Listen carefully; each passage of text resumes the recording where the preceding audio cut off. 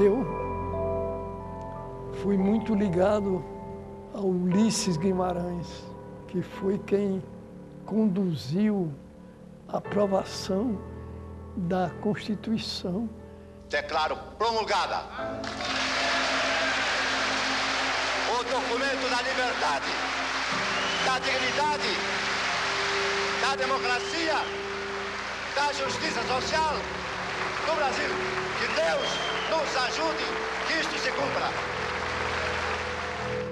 Ele teve sempre muita consideração por mim e abriu a minha influência na elaboração da Constituição. Basta dizer que eu tive a oportunidade, nesta época, de jurar, fazer o juramento à Constituição em nome do Poder Judiciário.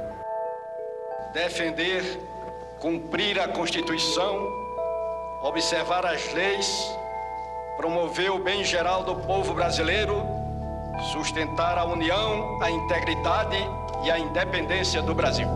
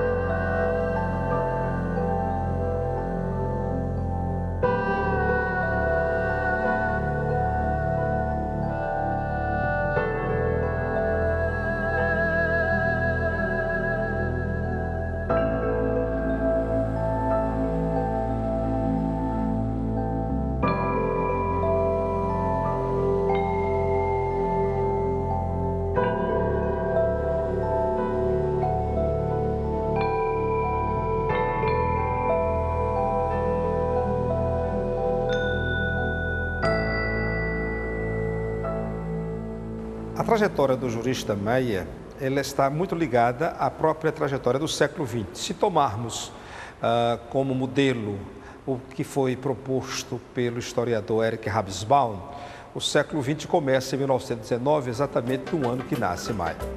E termina o século XX exatamente com a queda do Muro de Berlim, lá no final do século. Então, e é quando ele está à presidência do Supremo Tribunal Federal. Coroa a sua vida com a sua assinatura na Constituição de 1988, dando fim, portanto, a um período que ele viveu plenamente o século XX.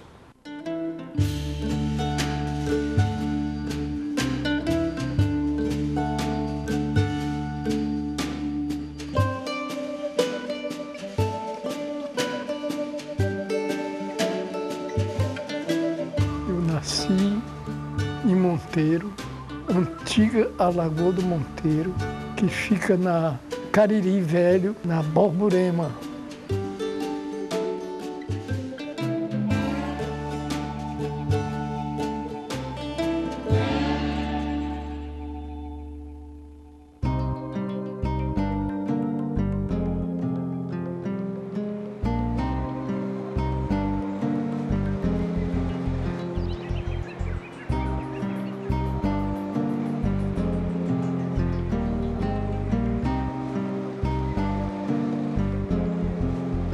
O Recife era mais perto para a gente do que João Pessoa. Vim para estudar. Primeiro eu pegava o trem, uma estação que se chamava Ipanema. Foi o primeiro lugar onde eu tomava o trem, que a gente seguia daí de trem até Pombos, passando por túneis e mais túneis.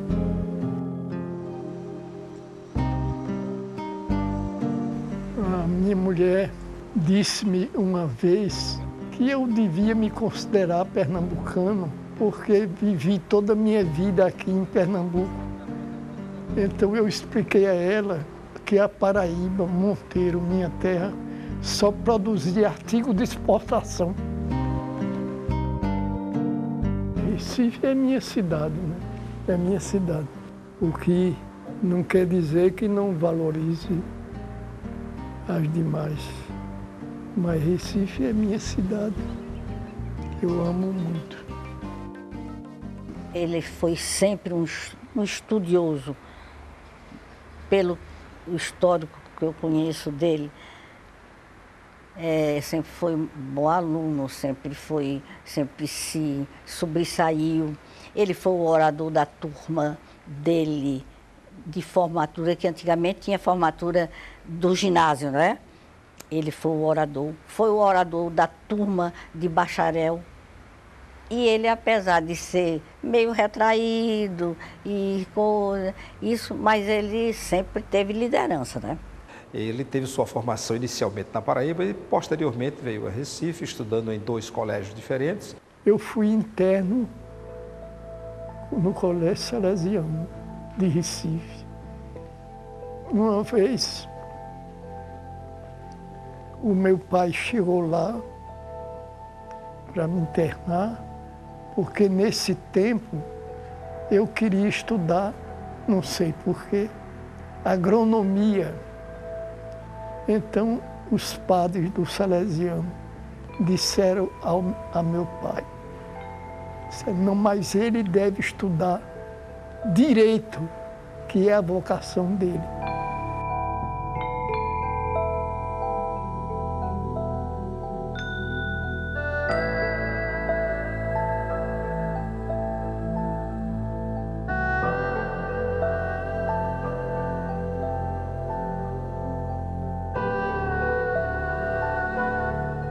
Luiz Rafael eu conheci antes, já estudante de Direito reconhecido por todos. Ele fez uma liderança intelectual indiscutível. Ele era o líder intelectual da faculdade. Aliás, tive muito sucesso na faculdade de Direito, porque eu terminei sendo o orador da minha turma na faculdade de Direito.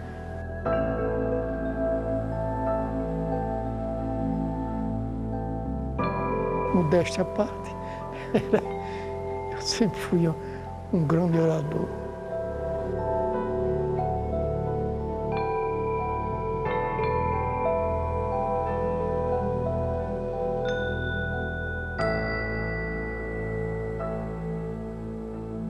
Formado, antes da sua formação, da sua colação de grau, teve uma atuação política bastante interessante durante o período da ditadura Vargas, trabalhando no diretório acadêmico. Então, aqui nós temos uma característica, ele está vivendo democraticamente no espaço político ditatorial, mas aí ele exerce essa sua função de líder estudantil naquele período. Mais tarde, terminado o curso, ainda durante a ditadura Vargas, ele volta à Paraíba, onde é eleito prefeito de Monteiro. É o que se chama um prefeito biônico. O meu tio era prefeito de Monteiro, farmacêutico, e uma pessoa muito importante em Monteiro. Então, me nomeou secretário, porque queria que eu substituísse. E com isso é que eu terminei sendo prefeito de Monteiro por substituição. Prefeito biônico chamado.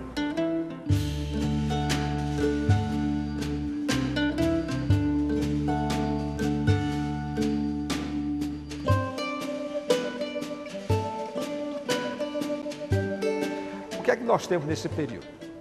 Temos a luta do direito pela ditadura, porque o século XX é, de certa maneira, o século da conquista dos direitos. Né? A ditadura de Vargas, a sociedade conseguiu uma conquista, né, naquela ditadura, que é a conquista dos direitos trabalhistas. A conquista da decisão do Brasil entrar na guerra, com uma luta dos estudantes naquele momento, porque o governo brasileiro, no instante, Vargas, era pró-nazista, e a população e os estudantes da Faculdade de Direito tiveram movimentos em relação ao Brasil entrar na guerra contra os nazistas, foi vitorioso. Posteriormente, na luta pela redemocratização, do país, e aí você tem a presença deste jovem, cada vez mais senhor, porque a vida vai passando, nas suas atribuições na defesa dos direitos da sociedade, como promotor. Promotor público. Isso aí eu devo ao desembargador Zé Neves, que foi governador, ou melhor, interventor do estado de Pernambuco durante um certo período. Então, ele entendeu minha situação de abrir concurso para promotor.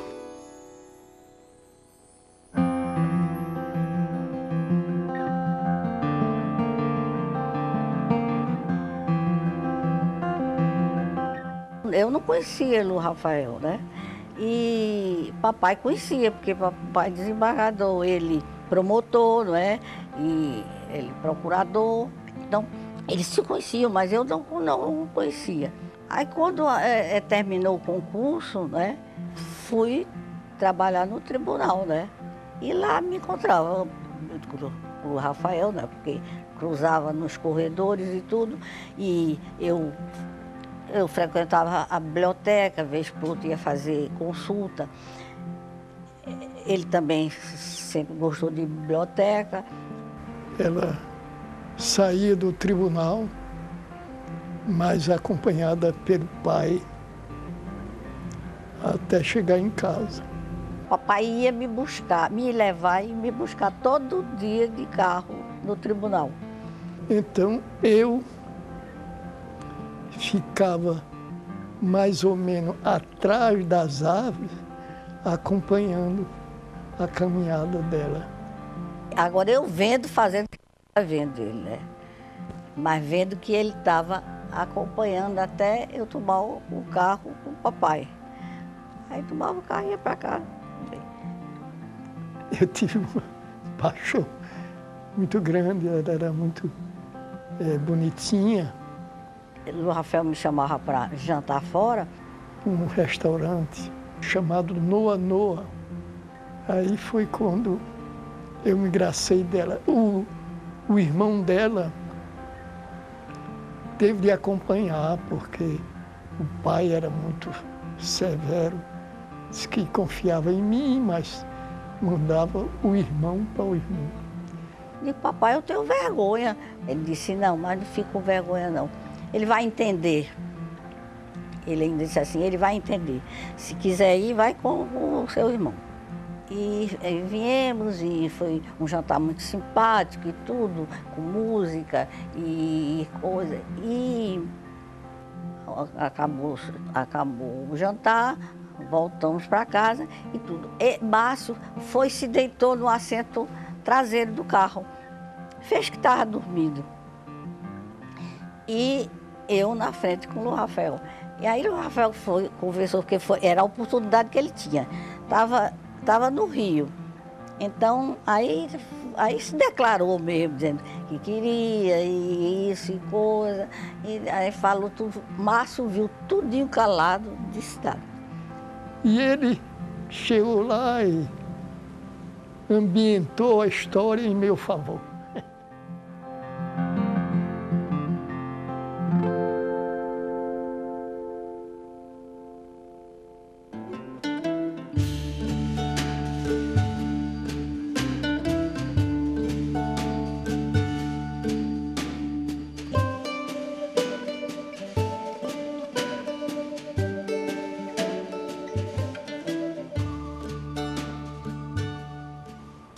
No processo da conquista da liberdade, ela é uma atividade de toda a sociedade. Da mesma maneira que a ditadura foi posta no Brasil com o apoio de vários setores da sociedade, ela foi derrubada também com o apoio de várias instituições sociais. Os cidadãos individualmente não conseguem, mas coletivamente, organizados em grupos, esses cidadãos podem fazer as mudanças necessárias na direção que a sociedade deseja.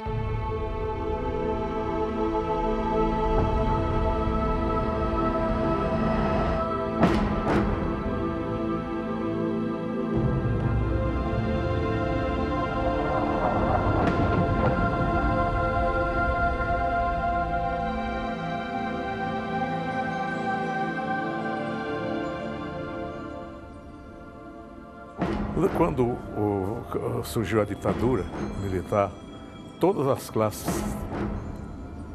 se uniram, e a verdade é essa, se uniram contra a ditadura. E dentro da classe dos advogados estava o expoente que era Luiz Rafael. Ele era um intelectual de primeira. Como nós estávamos na necessidade de reorganizar a legislação, superar a legislação da ditadura, foi importantíssima, e é sempre importante lembrar, a presença e a participação dos advogados através dos seus órgãos regionais e nacional, que é a Ordem dos Advogados do Brasil. Então, ela foi fundamental. Naquele momento, nós temos, se não me engano, na frente da OAB, juristas que auxiliaram e organizaram com o seu saber aquilo que era o desejo da sociedade. Em Curitiba, havia um congresso de advogados, compreendeu? Eu compareci, falei na primeira reunião, aí comecei como líder dessa reunião. O orador principal dessa solenidade foi Luiz Rafael Maia. Mas foi muito bonito, foi um dos momentos muito emocionantes da minha vida, porque eu não sabia, nem esperava, nem nada. Quando eu vi o auditório todo de pé, aplaudindo, e aplaudindo sem querer nem parar as palmas para Luiz Rafael, a gente se emociona, né?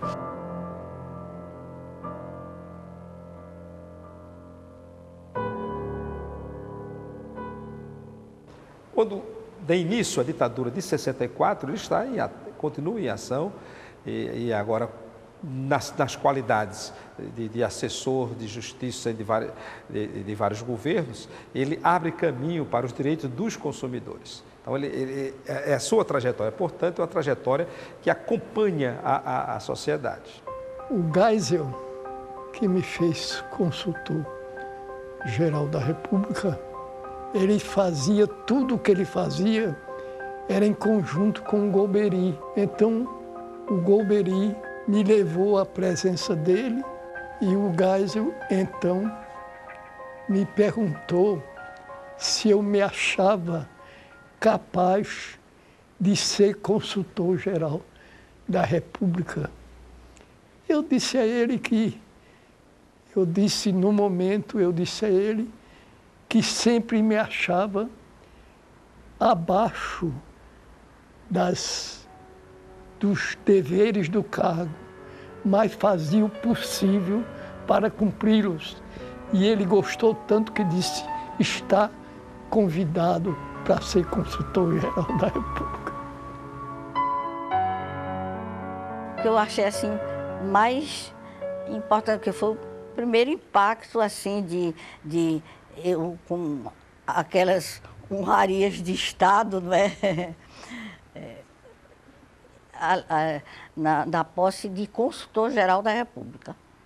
Agora, depois, consultor-geral da República era Deus nos acuda, porque era viaja para lá, viaja para lá, e foi uma vida movimentadíssima, mais do que eu gosto, mas que a gente, quando está acompanhando o marido, tem de cumpri-la, né? Procurar cumprir da melhor maneira. E assim foram 5 anos de consultoria geral da República. Quando finalmente a sociedade põe termo final à ditadura iniciada em 64, ele está no Supremo Tribunal.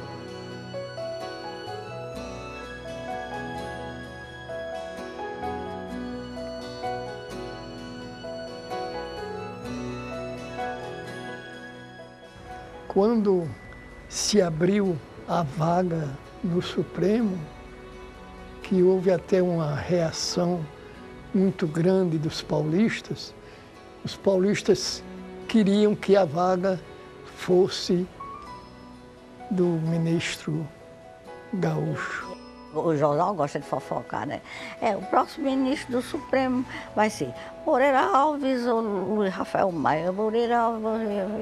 Eu dizia, Luiz Rafael, eu já não aguento mais, eu estou doida para voltar para a minha província. E Luiz Rafael, consultor geral, e Moreiral foi para o Supremo. Mas pouco tempo depois, morreu um ministro do Supremo. Aí Geisel imediatamente nomeou Luiz Rafael ministro do Supremo.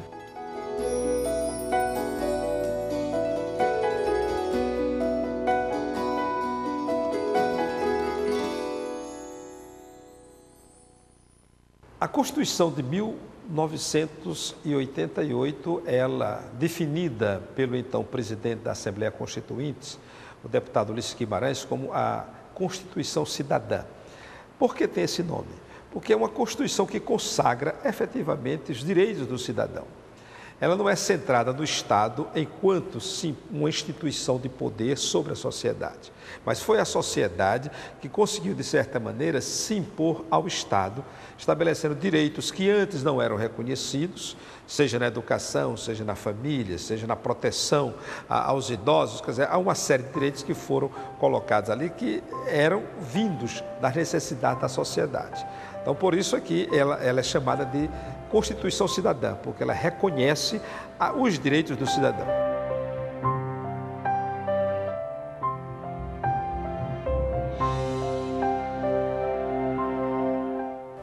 Um grande avanço político, social.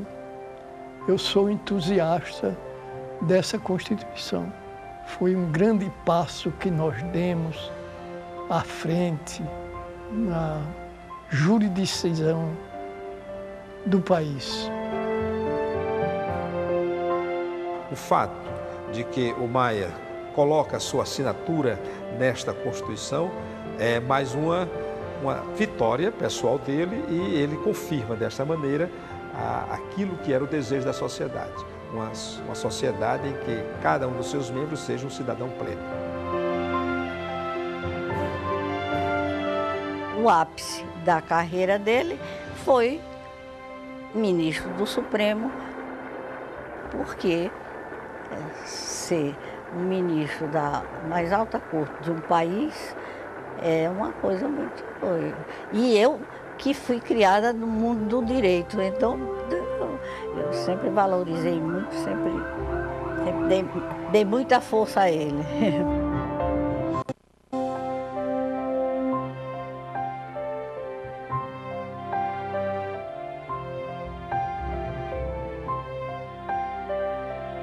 Eu tive a oportunidade de jurar a Constituição em nome do Poder Judiciário.